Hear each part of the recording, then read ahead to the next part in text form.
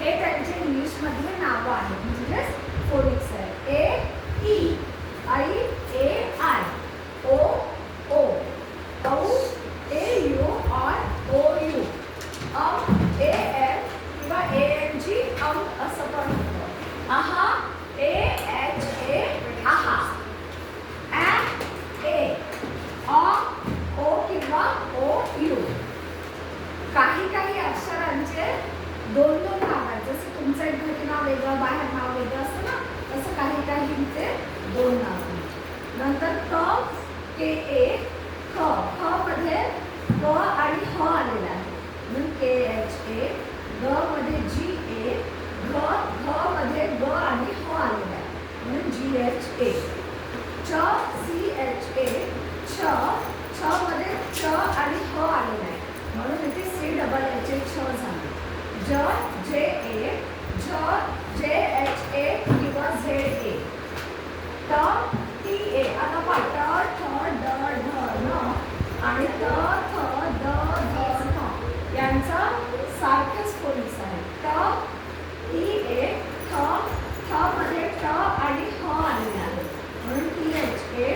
ड D A ध मध्ये ड आणि ख आलेला आहे म्हणून डी एच ए. न मध्ये एन ए. त टी ए थ, त आणि ह आलेला आहे थ मध्ये. ड डी ए ध डी आणि ड आणि ह आलेला म्हणून डी एच ए. न एन ए. प पी ए फ, टी एच ए किंवा एफ ए. ब बी ए भ, भ मध्ये ब आणि ह आलेला म्हणून डी एच ए. म एम ए. य वाय ए.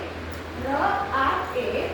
ल एल ए व व्ही ए किंवा डब्ल्यू ए. श एस एच ए श. आता षटकोनाचा श एस एच ए. श मध्ये स आणि ह आलेला असतो. स एस ए, ह एच ए.